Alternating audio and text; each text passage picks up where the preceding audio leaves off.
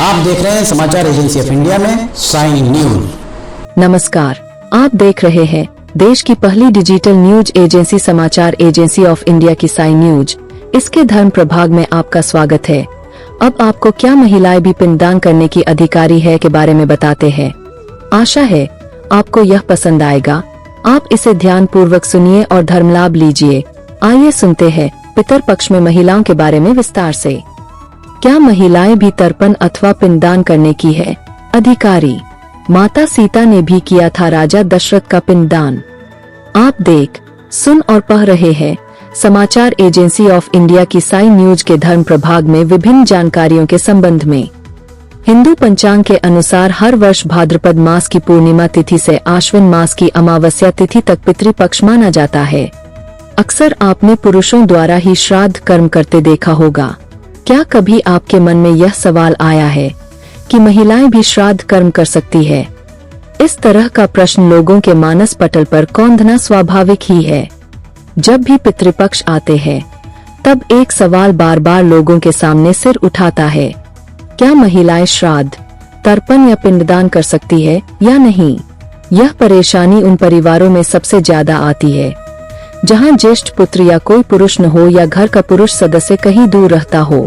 आमतौर पर तर्पण, श्राद्ध आदि का कार्य घर के पुरुष ही करते हैं, लेकिन ऐसे किसी पूर्वज का श्राद्ध कैसे हो जिसके पुत्र ही न रहा हो? क्या ऐसी स्थिति में घर की महिलाएं श्राद्ध, तर्पण आदि कर सकती है? आइए जानते हैं इस बात के बारे में विस्तार से।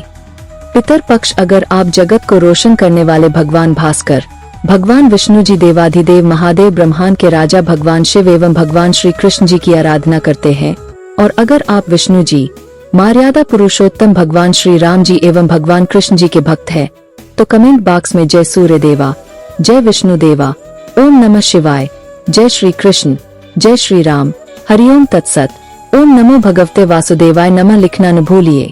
विद्वान ज्योतिषाचार्यों का मत है कि प्रसिद्ध धार्मिक ग्रंथों में से एक गरुड़ पुराण के अनुसार जिस घर में पुत्र नहीं होते उस घर की महिलाएं श्राद्ध कर्म और पिंडदान कर सकती है। जिस घर में श्राद्ध कर्म और पिंडदान के समय पुत्र उपस्थित न हो तो उनकी गैर मौजूदगी में महिलाएं श्राद्ध कर्म और पिंडदान कर सकती हैं। जानकार विद्वानों के मत के अनुसार सबसे पहले माता सीता ने पिंडदान किया था। इस बात का उल्लेख मिलता है कि जब भगवान राम और लक्ष्मण अपने पिता दशरथ के श्राद्ध की सामग्री लेने गए थे, उस समय उन्हें वापस लौटने में काफी देर हो गई थी।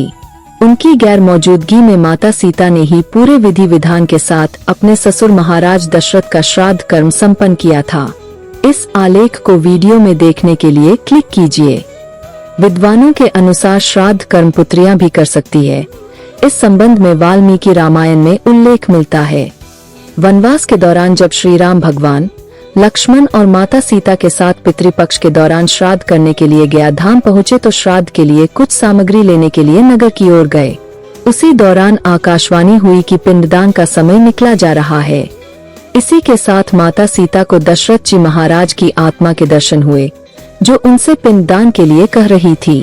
इसके बाद माता सीता ने फाल्गु नदी, वट वृक्ष, केतकी के फूल और गाय को साक्षी मानकर बालू का पिंड बनाकर फाल्गु नदी के किनारे श्री दशरथ जी महाराज का पिंडदान कर दिया। इससे उनकी आत्मा प्रसन्न होकर सीता जी को आशीर्वाद देकर चली गई। पुत्रियां भी श्राद्ध कर सकती है। इस संबंध में गरुड़ पुराण में भी उल्लेख मिलता है। इसकी श्लोक संख्या 11, 12, 13 और 14 में इसका उल्लेख किया गया है कि कौन कौन श्राद्ध कर सकता है। पुत्रा भावे वधु कुर्यात्, भार्या भावे च सोदन, शिष्यो व ब्राह्मण सपिंडो व समाचरेत, ज्येष्ठस्य व कनिष्ठस्य भ्रातृ पुत्रश्च पौत्रके, श्राद्ध्या मात्रदिकम कार्य पुत्रहीनेत खगः। इसका भावार्थ है कि सबसे बड़े अथवा सबसे छोटे बेटे या बेटी के अभाव में पत्नी या बहू द्वारा भी श्राद्ध किया जा सकता है। लेकिन पत्नी जीवित नहीं हो तो सगा भाई, भतीजा, भांजा भी श्राद्ध कर सकता है। वहीं इनमें से कोई भी नहीं हो तो किसी शिष्य, मित्र या रिश्तेदार द्वारा भी श्राद्ध किया जा सकता है। गरुड़ पुराण के इस श्लोक से यह स्पष्ट होता है कि महिलाओं के पास भी श्राद्ध या पिंडदान करने का अधिकार है, लेकिन इसके लिए कुछ विशेष परिस्थितियां भी बताई गई है। लेकिन तर्पण या श्राद्ध के लिए पहले पुरुष को ही वरीयता दी जाती है। ज्योतिषाचार्य बताते हैं कि जिस व्यक्ति के पुत्रहीन हो या फिर उस घर में कोई भी पुरुष न हो तो ऐसी अवस्था में घर की महिलाएं भी श्राद्ध, तर्पण आदि कर सकती है, क्योंकि पितृपक्ष के दौरान किसी भी परिस्थिति में श्राद्ध, तर्पण, पिंडदान इत्यादि रोकना शुभ नहीं माना जाता है। इसलिए घर की अकेली महिला भी पितरों का तर्पण, श्राद्ध इत्यादि कर सकती है। श्राद्ध कर्म करने की सही विधि जानिए। श्राद्ध कर्म करते समय जातक को सबसे पहले सफेद वस्त्र धारण करना चाहिए। उसके बाद जौ के आटे से पिंड बनाएं। यदि आपके पास जौ का आटा उपलब्ध नहीं है तो खोए से पिंड बना सकते हैं। अब कच्चा सूत, फूल, चावल, चंदन, हाल, मिठाई, अगरबत्ती, तिल, जौ और दही से पिंड की पूजा करें। दोनों हाथ जोड़ते हुए मन ही मन पितरों की आराधना करें। अब मृत पूर्वजों को मोक्ष की प्राप्ति हो यह कामना करें और पिंड को जल में प्रवाहित कर दें। इस बात का विशेष ध्यान रखें, पिंडदान हमेशा दोपहर में ही करें। हरि ओम।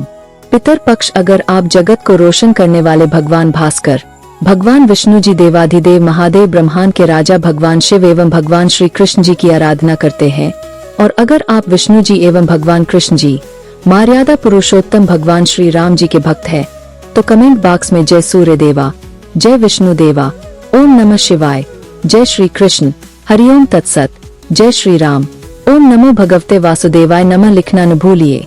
यहाँ बताए गए उपाय, लाभ, सलाह और कथन आदि सिर्फ मान्यता और जानकारियों पर आधारित है। यहाँ यह बताना जरूरी है कि किसी भी मान्यता या जानकारी की समाचार एजेंसी ऑफ इंडिया के द्वारा पुष्टि नहीं की जाती है। यहाँ दी गई जानकारी में निहित जानकारी विभिन्न माध्यमों, ज्योतिषियों, पंचांग, प्रवचनों, मान्यताओं, धर्म ग्रंथों, दंत कथाओं, किंवदंतियों आदि से संग्रहित की गई है। आपसे अनुरोध है कि इस वीडियो या आलेख को अंतिम सत्य अथवा दावा न माने एवं अपने विवेक का उपयोग करें। समाचार एजेंसी ऑफ इंडिया पूरी तरह से अंधविश्वास के खिलाफ है। किसी भी जानकारी या मान्यता को अमल में लाने से पहले संबंधित विशेषज्ञ से सलाह लें। अगर आपको समाचार एजेंसी ऑफ इंडिया में खबरें आदि पसंद आ रही हो तो आप इसे लाइक, शेयर व सब्सक्राइब अवश्य करें। हम नई जानकारी लेकर फिर हाजिर होंगे, तब तक के लिए इजाजत दीजिए। हरि ओम। समाचार एजेंसी ऑफ इंडिया की साई न्यूज में प्रसारित खबरें, गीत, गजल, भजन आदि पसंद आ रहे हों तो आप इसे लाइक, सब्सक्राइब व शेयर जरूर करें। कमेंट बॉक्स में लिखकर बताएं कि आपको ये कैसे लग रहे हैं। यह भी बताएं कि आप और क्या क्या देखना व सुनना चाहते हैं। फिलहाल समय है आपसे इजाजत लेने का। आप सभी स्वस्थ रहें, मस्त रहें। बोलिए जय विष्णु देवा।